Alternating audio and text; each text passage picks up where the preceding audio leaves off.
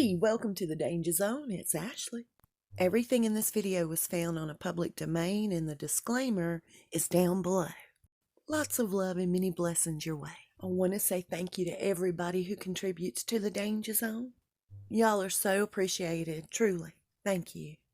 We need to talk about the Wellchild event that took place. Meghan and Harry were fighting the entire time. One of the young MCs, and I'm not going to say their name, made a comment backstage to one of the photographers that Meghan acted as a warden more so than a wife. And we'll get back to that in a second. I thank God for the ability to read people like a book. It truly is a gift. When somebody is lying, they touch their face. They touch some part of their head. When Harry stood up there and said, "My wife and I," at the beginning of his speech, he ran his hand through his beard. The entire time he spoke on his child Archie, he looked down. He would not look up. Now, when people are feeling not so confident about what they're saying, like they're going to be busted in a lie, they'll look down or they'll even look towards you with their eyes closed. Now, as it was told to me, he was watching the teleprompter the entire time when he said, "My wife and I." And then something triggered him in that teleprompter. He didn't want to read Meghan's speech. He wanted to do things his way. And that's when he tripped up and started breaking down, as they're calling it. And he said what he wanted to say versus read the teleprompter. Now let's get back to Meghan being the warden according to the young MC. They did not come to the Wellchild event together. She wasn't supposed to be there at the Wellchild Awards.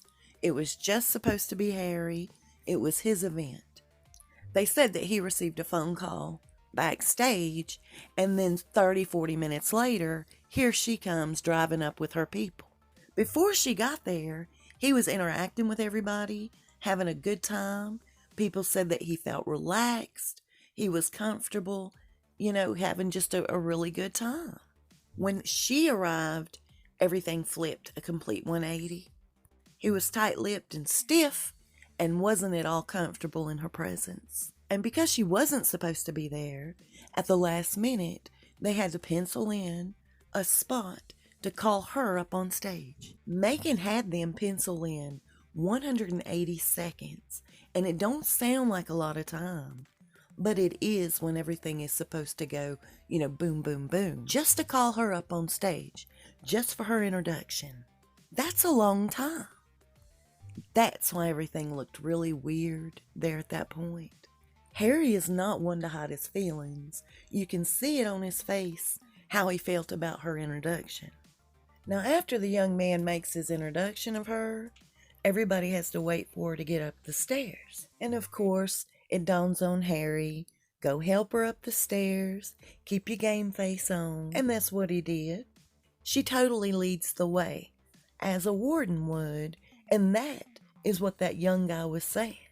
And of course, in true Meghan fashion, she has to wrap her arms and almost her legs around his entire self. And he was so aggravated that he didn't realize he had just shaken her literally off of him in front of everybody. So he's into it. You can tell that he's emotionally invested in this situation. She's too wrapped up in their fight. That's what I'm getting off of this. And throughout the entire time they took pictures, she was faking these smiles. You can totally tell. People were saying she was too busy trying to get his attention than really focus on what they were doing on stage, the entire purpose of them being on stage.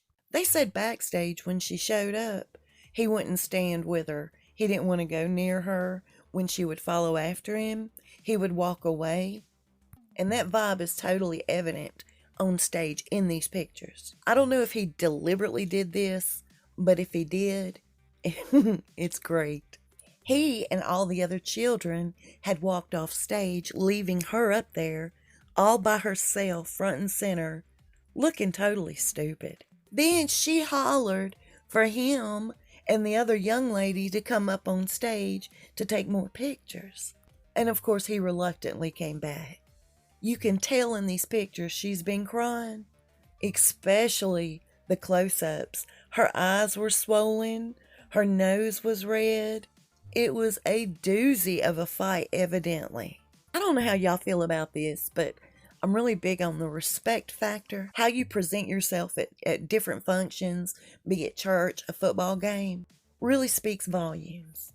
These pictures mean everything to these kids. They're fighting a very real battle. And for her to show up like this, and had been there 40 minutes prior to coming out, and not had somebody touch her up, or at least fix her hair, speaks volumes. Here's where it gets good. Once the event's over, they get in the car together, her car, and onlookers were saying you could tell they were disagreeing, they were having an argument. He hops out of her car and goes and gets into his car, leaving her behind.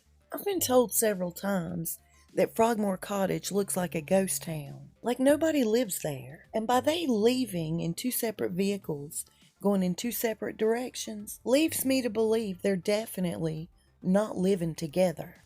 He looks so weak and pale around the eyes, but at the same time there's something very wicked in his face. As it was told to me, when they were meeting the award winners earlier in the day, she took over. She took total control. I'll see you soon and we'll talk fast. Stay safe and be blessed.